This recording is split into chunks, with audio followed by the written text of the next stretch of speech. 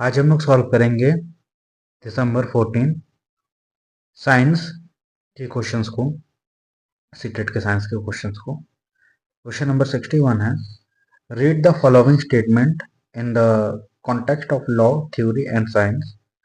नियम एवं सिद्धांतों के संदर्भ में निम्नलिखित कथनों को पढ़िए। देखें पहला कथन क्या है, law are generalize statement whereas theory are the explanation. Law एक जनरलाइज फॉर्म में हमको लिख दिया जाता है किसी भी चीज को, और वहाँ पे स्टेटमेंट जो है इसका एक्सप्लेनेशन होता है। ठीक है, वहाँ पर थ्योरीज जो होता है उसका एक्सप्लेनेशन दिए होता है। पढ़ते हैं सेकंड नंबर, वो law are very old and theories are contemporary. मतलब लॉ जो है बहुत पुराने हैं और थ्योरीज जो है वो कंटेम्प्ररी है, मतलब समकालीन है, समय इसी समय का है। अगला है third, law can't be change whereas theory are subjected to change.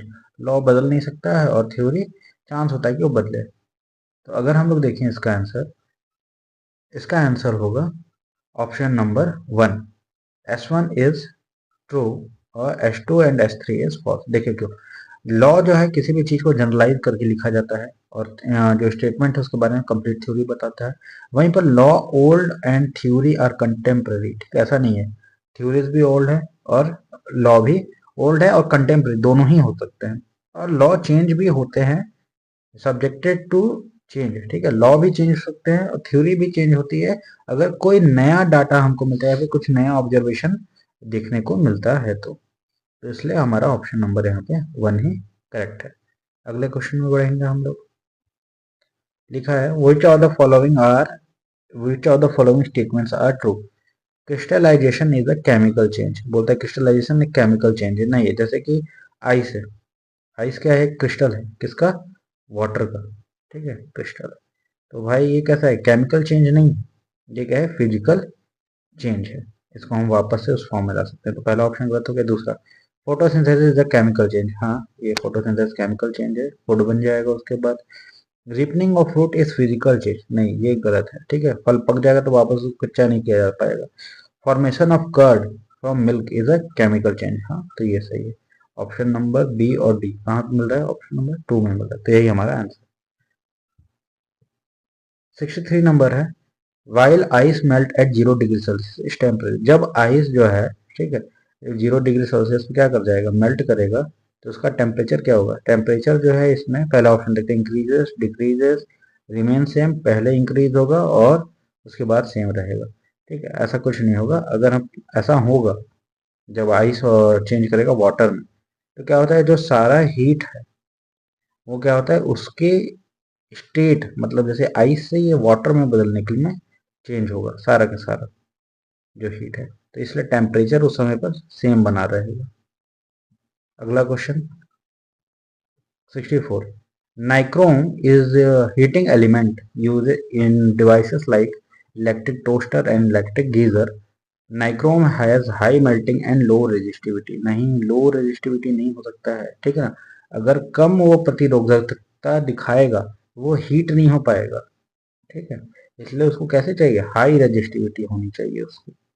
ठीक, तो रीजन तो गलत है, हाँ असर्शन लेकिन सही है। तो यहाँ पर कौन सा ऑप्शन में ऐसा बन रहा है, असर्शन सही और रीजन गलत। Option number 3, assertion A is true and R is false. Buoyant force on an object immerse in liquid act in, देखो, upward, downward, all direction, parallel to the liquid surface. ऐसा कुछ नहीं होगा। हमेशा अगर पानी में किसी कोई चीज डूबेगा पानी के अंदर, ठीक है, तो उस पर हमेशा एक अपवर्ड फोर्स लगेगा, उसे क्या बोलते हैं, बायोन्सी। तो कहाँ पर कौन सा होगा इसका आंसर, अपवर्ड डायरेक्शन। आगे देखेंगे, which of the following strategy would support inquiry oriented science teaching. पहला क्वेश्चन, पहला देख लेते हैं, define and the explain Archimedes principle. अगर क्वेश्चन ये है, define and explain Archimedes principle, ये तो सिर्फ वहां पे एक्सप्लेनेशन करना है, रिटर्न कर सकते हैं या ओरली बस सुना सकते हैं। Demonstration in weight of object when immerse in liquid. ठीक है, loss in the weight of object, अगर पानी में डूबे कोई ऑब्जेक्ट तो उसका भार कम हो जाता है, इस चीज का डिमॉन्स्ट्रेशन सिर्फ देख सकते हैं वो। ठीक है, उसमें इंक्वायरी नहीं कर पाएंगे वो। अगला, engaging student in floating and sinking activities, विद्यार्थी को तैरने एवं डूबने से संबंधित गतिविधियों में लगाना या लगाए रखना, ठीक है। हाँ, यहाँ पर जब वो खुद इंगेज रहेंगे तो क्या करेंगे, उस चीज के बारे में इंक्वायरी करेंगे और उसके बाद सीखेंगे। Explaining difference between real and apparent, इससे कोई फर्क नहीं पड़ना है, ठीक है। अगर इंक्वायरी ओरिएंटेड टीचिंग करवाना है तो ऑप्शन नंबर 3 हमारे लिए परफेक्ट है। आगे देखेंगे 67, which are the following is an divergent question. Divergent question ऐसे क्वेश्चन होते हैं जिसका एक पर्टिकुलर फिक्स आंसर नहीं होगा, ठीक है। जैसे कि कई बार हम लोग कोई, जैसे कुछ मूवी होते हैं, शटर आइलैंड जैसे हो गया, एक मूवी है हमारे पास, इंडियन मूवी है द लंच बॉक्स। उसके एंडिंग क्या है, ओपन एंडेड है, मतलब उसके एंडिंग को हम लोग खुद डिसाइड करेंगे, ठीक है। ओपन एंडेड, हम अपने हिसाब से सोच सकते हैं उसके एंडिंग को। ऐसा ही इसमें ऐसे क्वेश्चन जिस पर क्या कर सके बच्चे ब्रॉडली तरीके से या फिर क्रिएटिवली तरीके से, अलग अलग तरीके से इस सोच सकते हैं। तो देखते हैं ऐसा क्वेश्चन यहाँ पर कौन सा है। पहला देखते हैं, why does a ball thrown up comes down, ठीक है। अगर ये क्वेश्चन पूछेंगे तो उनका एक परफेक्ट आंसर रहेगा ग्रेविटेशन। अगर what if there was no gravity on the earth, अगर ऐसा क्वेश्चन उनके सामने रखा जाए तो कई तरीके से सोच सकते हैं, ठीक है ना। कई तरीके से सोच सकते हैं कि हम उसी पर रहें, हम अर्थ के पर ही रहेंगे या नहीं रहेंगे, और ऑब्जेक्ट्स कैसे हो सकते हैं, ठीक है। ये सारी चीजें उनको सोचने के लिए यहाँ पर फोर्स कर सकती हैं ऑप्शन नंबर 2 के हिसाब से। ये एक तरह का डाइवर्जेंट क्वेश्चन लग रहा है। अगला देख लेंगे, how does gravity very with the altitude. ये ऑब्जर्वेशनल है, ये एकदम थ्योरेटिकल पढ़ा जाएगा तभी वो सीख पाएंगे, या फिर बताया जाएगा तो ये जान पाएंगे। What would happen to gravity if the size of the earth is reduce. अगर हम लोग ग्रेविटी के लिए जो फॉर्मूला है उसको देख लेंगे तो यहाँ पर जी एम बाई में आर का स्क्वायर, वो इस फॉर्मूला से डिराइव कर पाएंगे। लेकिन ओपन एंडेड क्वेश्चन क्या है, ऑप्शन नंबर 2। नेक्स्ट क्वेश्चन बढ़ेंगे हम लोग, which of the following statement are true in the context of respiration of the whales and dolphin. Whale, whale मछली और जो डॉल्फिन है वो दोनों ही क्या है, मैमल है।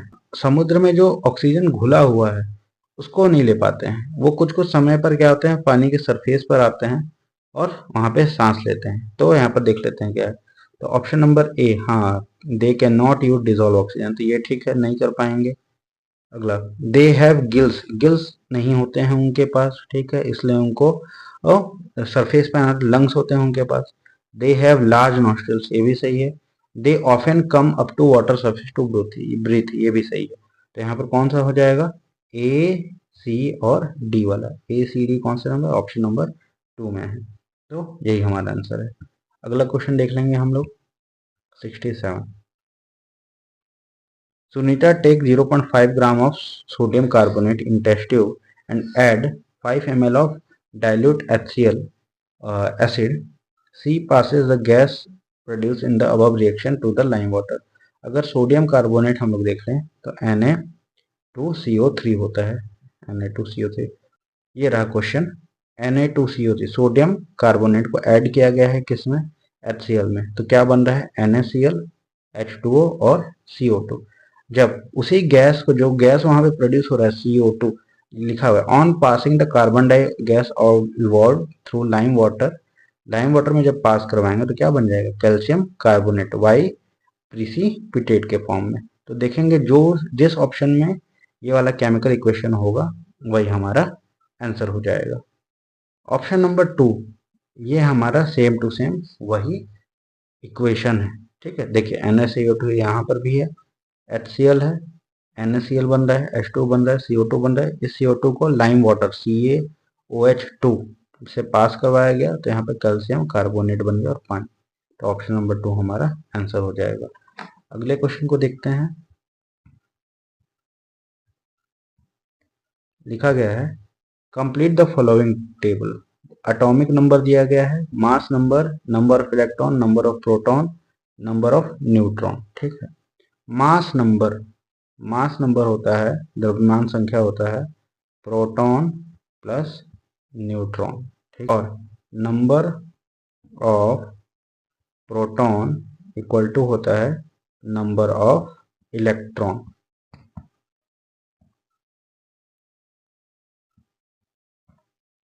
ठीक। तो अगर इस हिसाब से देखा जाए तो यहाँ पर नंबर ऑफ एटॉमिक नंबर कितना दे के रखा गया है, 9। तो यहाँ पर इलेक्ट्रॉन का नंबर भी कितना हो जाएगा, 9। प्रोटॉन का नंबर भी कितना हो जाएगा, 9 हो जाएगा, ठीक है। और अगर प्रोटॉन का नंबर 9 है और न्यूट्रॉन का नंबर 10 है तो मास नंबर कितना हो जाएगा, 19 हो जाएगा। उसके बाद डी देखिए यहाँ पर दिया हुआ है। अब देखिए यहाँ पे मास नंबर दिया हुआ है, ठीक है, और यहाँ पर न्यूट्रॉन भी इस बार नहीं है, इस बार प्रोटॉन मिल चुका है। तो मास नंबर से हम लोग -12 कर देंगे तो हमको क्या मिल जाएगा, न्यूट्रॉन मिल जाएगा। न्यूट्रॉन जो है वो हमारे पास हो जाएगा 12। 24 में से 12 गया तो 12 ही बचा। अगला, अगर हम लोग इसका बात करें एटॉमिक नंबर का, तो जितना प्रोटॉन होता है उतना ही क्या होता है, एटॉमिक नंबर होता है। तो एटॉमिक नंबर कितना हो जाएगा, 12 हो जाएगा। और वहीं पर इलेक्ट्रॉन कितना हो जाएगा, इलेक्ट्रॉन भी 12 हो जाएगा। जितना प्रोटॉन उतना ही इलेक्ट्रॉन। तो देखते हैं क्या पूछा है, ए बी सी डी ई और एफ। तो ए जो है हमारा, ए है हमारा 19, कहाँ पर है, शुरुआत में अगर 19 हम लोग देखें तो ये रहा ऑप्शन नंबर 2 में 19। उसके बाद पूछा है क्या, बी। बी जो है वो क्या है, 9 है। और फिर पूछा है हमको सी। सी भी क्या है हमारा, 9 है। फिर पूछा है डी के बारे में, डी है 12। ई के बारे में, ई भी है हमारा 12 और एफ भी है हमारा 12। तो ऑप्शन नंबर 2 जो है वो सबसे सटीक बैठ रहा है। तो यही हमारा आंसर हो जाएगा। अगले क्वेश्चन में बढ़ेंगे हम लोग। 71 number, self pollination can take place only in bisexual plant. Second है cross pollination can take place only in unisexual plant. पहला तो सही है, सेल्फ अगर कोई भी फ्लावर, बाइसेक्सुअल फ्लावर लिखा हुआ है, ऐसा प्लांट गलती से बोल रहा था। अगर फ्लावर्स बाइसेक्सुअल हैं उस प्लांट में तो क्या हो पाएगा, उसके पास दोनों मेल के भी पार्ट है और साथ में फीमेल के भी पार्ट है। तो वहां पर सेल्फ पॉलिनेशन होना को तो चांसेस है। वहीं पे क्रॉस पॉलिनेशन जो बोल रहा है, ये बोल रहा है यूनिसेक्सुअल फ्लावर में ही हो सकता है, ऐसा नहीं होता है, ठीक है ना। जरूरी नहीं है कि यूनिसेक्सुअल में हो, बाइसेक्सुअल में भी हो सकता है। किसी दूसरे प्लांट का अगर मेल गैमेट या फीमेल गैमेट मिल जाए तो भी हो सकता है। तो यहाँ पर क्या हो जाएगा, S1 ट्रू है, लेकिन वहीं पर S2 क्या है हमारे लिए, फॉल्स है, ठीक है। तो ऑप्शन नंबर 3 हमारा आंसर हो जाएगा। अगला क्वेश्चन देखेंगे हम लोग। Children of all age group has various idea which may different from science concept। अलग अलग एज ग्रुप के जो बच्चे होते हैं उनके पास अलग अलग आइडिया होता है साइंस, एक्चुअल में साइंस के कॉन्सेप्ट पर, लेकिन साइंस के कॉन्सेप्ट से अलग अलग हो सकते हैं। वो जरूरी नहीं कि जैसा साइंस के ही कॉन्सेप्ट हो वैसा ही उनके भी आइडियाज हो। Which of the following statement are true regarding this idea. उन सब आइडिया के हिसाब से ये जो स्टेटमेंट दिए हैं कौन कौन से इसके सही हैं। This idea are usually stable, हाँ ये स्थिर रहते हैं, ठीक है। वो जो सोचते हैं कि वो सही है। अगला, they are form due to observable phenomena. देखिए जो वो दिखते हैं उसके थ्रू ये चीज सीखे होते हैं, ये भी ठीक है। They tend to follow similar development pattern, ये भी है, सिमिलर डेवलपमेंट पैटर्न भी वो फॉलो करते हैं। लास्ट में क्या है, they are easy to modify. नहीं, इजी टू मॉडिफाई नहीं होता है, कोई नया चीज कॉन्सेप्ट सिखाना इतना इजी नहीं हो पाएगा जिसको कई टाइम से क्या कर रहे हैं, ऑब्जर्व कर रहे हैं। They are often domain specific, हाँ वो जिस क्षेत्र से हैं उसके स्पेसिफिक होता है ये सारे आइडियाज। तो देखेंगे किस ऑप्शन में हमको ये सारी चीजें मिल जा रही हैं, A B C and E. A B C and option number 4 में हमको मिल रहा है। तो ये आंसर हो जाएगा। Question number 73, which of the following statement is true. Soil with low water holding capacity has poor aeration, high percolation rate. Aeration मतलब मिट्टी के अंदर हवा हवा कितना ज्यादा अंदर की ओर जा पा रहा है, इसको क्या बोलेंगे, एरेशन। और परकोलेशन, परकोलेशन पानी, पानी कितने आसानी से नीचे की ओर चला जा रहा है या फिर उसके अंदर से फ्लो कर पा रहा है, वही क्या हो पाएगा, परकोलेशन उसको बोलते हैं, ठीक है। तो अगर कोई भी मान लो वाटर जिसकी वाटर होल्डिंग कैपेसिटी कम है तो उसके अंदर एयर भी अच्छे से जा पाता है और पानी को भी वो होल्ड नहीं कर पाता, तो क्या कर रहा है, वाटर उसके नीचे चला जाता है। जैसे सैंड, सैंड क्या है, सैंड का लो वाटर होल्डिंग कैपेसिटी है, इसलिए क्या होता है वहां पर सैंड में गुड अरेशन, अच्छे से हवा भी उसके अंदर चला जाता है और हाई परकोलेशन रेट, ठीक है, तो वाटर भी उसके अंदर आसानी से चला जाता है क्योंकि वो होल्ड ही नहीं करता है उसको। अगला देखें इसमें, तो हाँ, तो इसका आंसर हो जाएगा ऑप्शन नंबर 4, ठीक है। आगे देखते हैं 74, which of the following is not true are not true regarding compounds, compound के बारे में क्या चीज सही नहीं। Compound show property of their constituent substance, ऐसा नहीं होता है। अगर कोई नया कंपाउंड बन गया तो उसका प्रॉपर्टी जो पहले से कंपाउंड था उससे क्या होगा, बिल्कुल डिफरेंट होगा, ठीक है ना, पुराने वाले से सेम नहीं होता है। अगला आगे देखेंगे, only element can react to form compound, नहीं ऐसा नहीं है। एलिमेंट के अलावा मान लो कंपाउंड भी क्या करते हैं, आपस में रिएक्ट करते हैं। जैसे अभी पिछले ही में हम लोग देखें CaOH ट्वाइस, ये कंपाउंड था, ठीक है। ये किसके साथ रिएक्ट कर जाया था, CO2 के साथ रिएक्ट कर, ये भी एक तरह का कंपाउंड ही है। तो ऑप्शन नंबर बी तो गलत है। अगला, the composition of each compound it fix, ये भी बात सही है। Compound can be separated by physical chemical method, physical लिख दिया है इसलिए यहाँ पे गड़बड़ हो गया। केमिकल मेथड हो सकते हैं निकाल अलग करने के, लेकिन फिजिकल लिख देने के कारण ये भी ऑप्शन गलत हो जा रहा है। तो हमारे पास बच क्या क्या रहा है, ए प्रॉपर्टी, ये भी गलत है, ठीक है। और हमको फाइंड भी करना है कि नॉट ट्रू कौन कौन से गलत थे। ऑप्शन नंबर ए गलत था, ऑप्शन नंबर सी गलत था, नहीं सी नहीं था, सी तो सही था हमारा, ऑप्शन नंबर बी गलत था और ऑप्शन नंबर डी गलत था। तो ए बी और डी, ए बी डी हमको ऑप्शन नंबर 3 में मिल जा रहा है। तो यही हमारा आंसर है। 75 में बढ़ेंगे हम लोग। When a ray enter from medium A to B, its speed decreases on further entering into medium C, its speed increase। अगर जैसे मान लीजिए कोई हमारे पास मीडियम है और इसके अंदर जब लाइट एंटर करता है और इसके अंदर जाके इसका स्पीड कम हो जा रहा है, तो ये जो मीडियम है ये क्या है, इसका रिफ्लेक्टिव इंडेक्स ज्यादा होगा। तो यहाँ पर देख रहे हैं यहाँ पे बोल क्या रहा है, ray of light enter from medium A to B. हम लोग यहाँ पर अंदर की ओर ए ले लिए हैं लेकिन यहाँ पर बाहर की ओर ए है। तो ए से बी में अगर एंटर कर रहा है और क्या कर रहा है, लाइट का स्पीड डिक्रीज हो रहा है, तो पक्का है बी का रिफ्लेक्टिव इंडेक्स क्या होगा, ज्यादा होगा। On furthering enter into medium C, मान लीजिए इसके नीचे कोई और मीडियम लगा हुआ है, मीडियम सी मान लीजिए इसके जस्ट नीचे यहाँ पर बना हुआ है। इसके अंदर जैसे ही वो एंटर किया लाइट हमारा, वैसे ही क्या कर जा रहा है, हमारा इसका स्पीड जो है इस लाइट का है वो फिर से बढ़ जा रहा है। तो इसका मतलब क्या होगा कि मीडियम सी का रिफ्लेक्टिव इंडेक्स कम होगा, ठीक है। आगे देखते हैं, तो यहाँ पर ऑप्शन में हमारा आंसर क्या हो जाएगा, reflective index of A is more, A का तो ज्यादा नहीं है, ठीक है। अगला देखेंगे, reflective index is A is less, ये हो सकता है हमारा answer. Then B equal to C, ठीक है, बी और सी का आपस में इक्वल है। तो बी और सी का रिफ्लेक्टिव इंडेक्स आपस में अगर इक्वल होता तो यहाँ पर लाइट की स्पीड में चेंज नहीं आता, जो रहता सेम रह जाता। Reflective index are of A and C less than B, हाँ बी में क्या हो जा रहा है, देखो स्लो हो जा रहा है बार बार लाइट का स्पीड, लेकिन ए और सी में क्या हो रहा है, इंक्रीज हो रहा है। तो ये क्या कर सकते हैं हम लोग, ऑप्शन नंबर 3 हमारा आंसर होगा।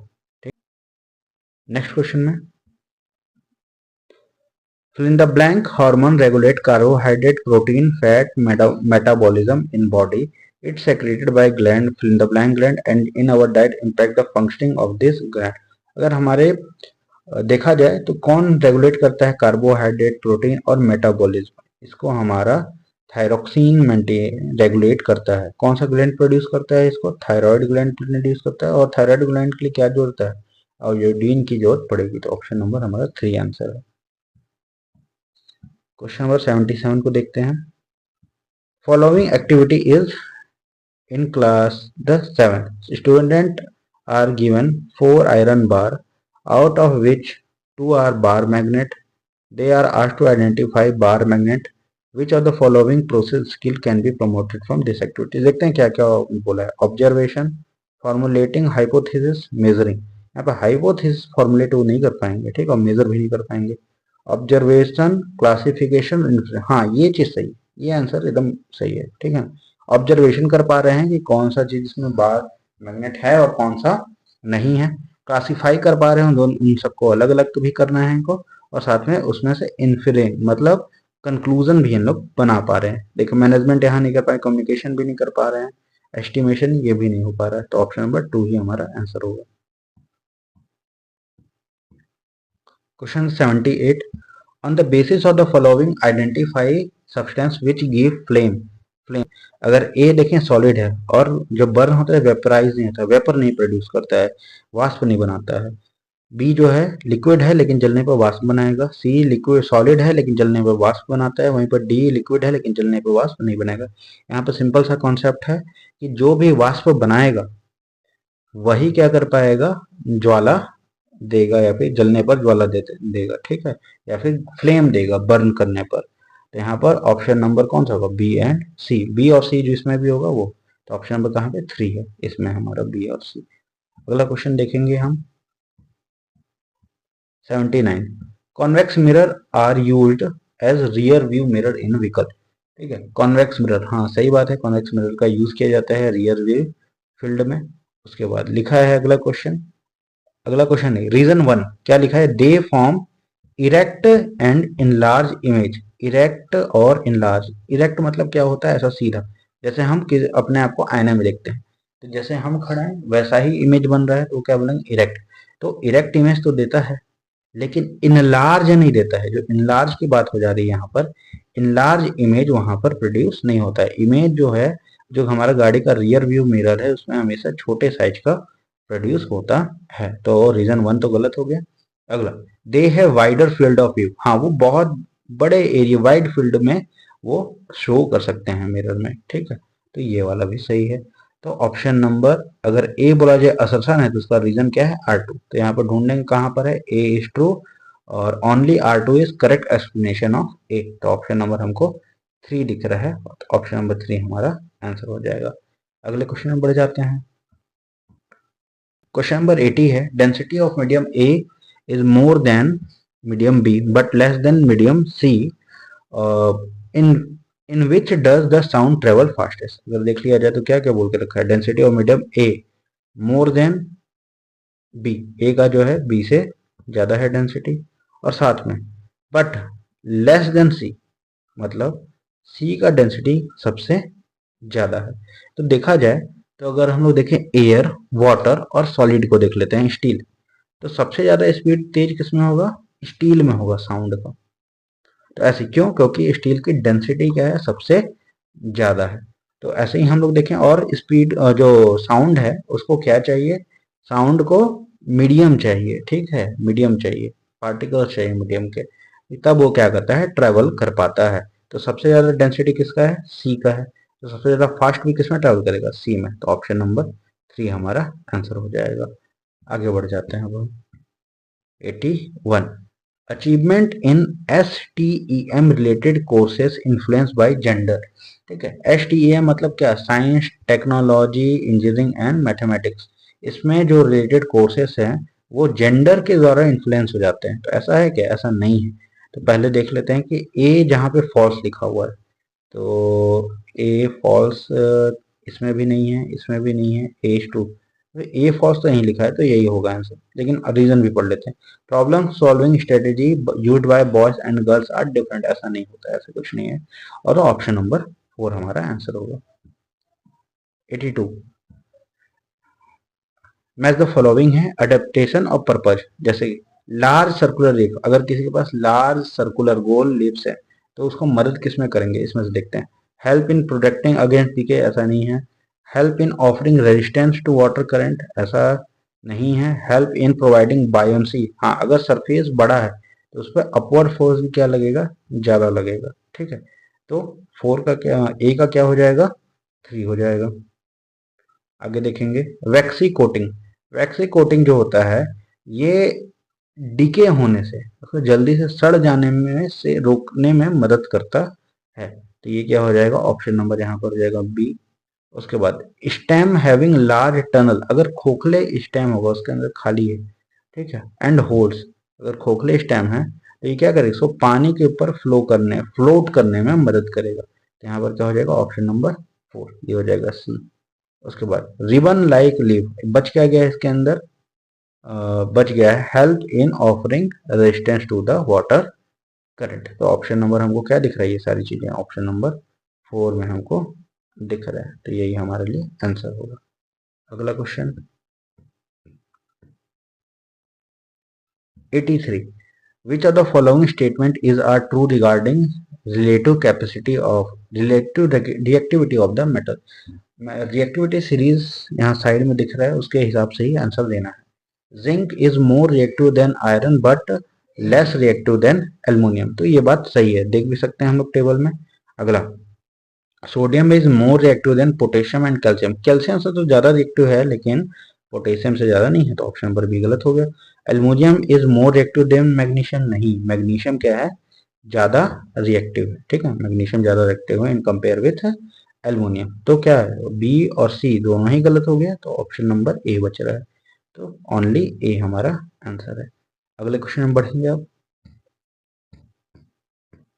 84, fill in the blank is a technique of vegetative propagation which part of the stem of a young branch of a plant is pulled buried in moisture। देखो सिंपल सा बात है, इसमें बताना क्या चाह रहा है, एक प्लांट है, ग्रो किया है, ठीक है, प्लांट ग्रो करके रखा है, उसका जो यंग ब्रांच है उसको ऐसे मिट्टी के अंदर क्या किया, ऐसे दबा दिया हम लोग, लेयर बना दी, और फिर क्या करेंगे, यहाँ से एक नया पौधा फिर से बनाएगा, तो इसको बोले हैं लेयरिंग बोलते हैं, क्या बोलते हैं, लेयर, एक सॉइल का लेयर बैठा दिया हम लोग इसके ऊपर।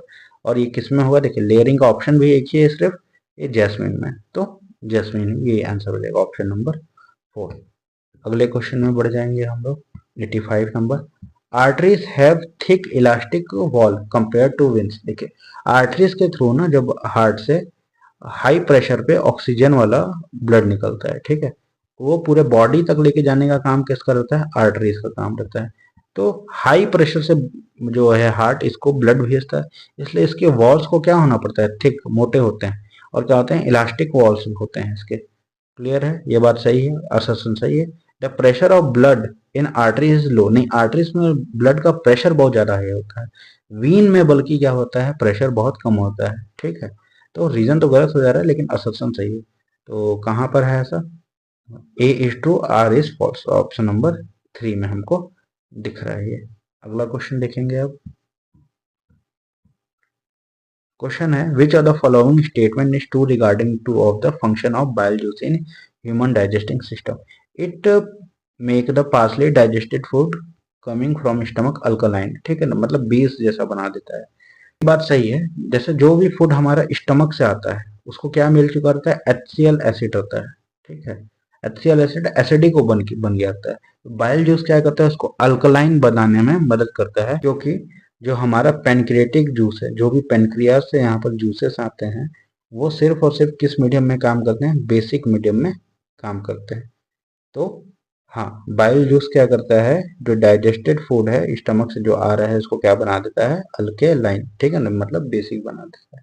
अगला है it help in digestion of fat, ठीक, फैट के डाइजेशन में भी मदद करता है, तो दोनों ही बातें सही हैं, तो option number 3, A B both are true. अगला क्वेश्चन बढ़ेंगे हम लोग, which of the following statement is are true regarding nature of the science, science के नेचर के ऊपर क्या चीजें सही हैं। Scientific idea are not affected by cultural context, ऐसा बिल्कुल नहीं होता है।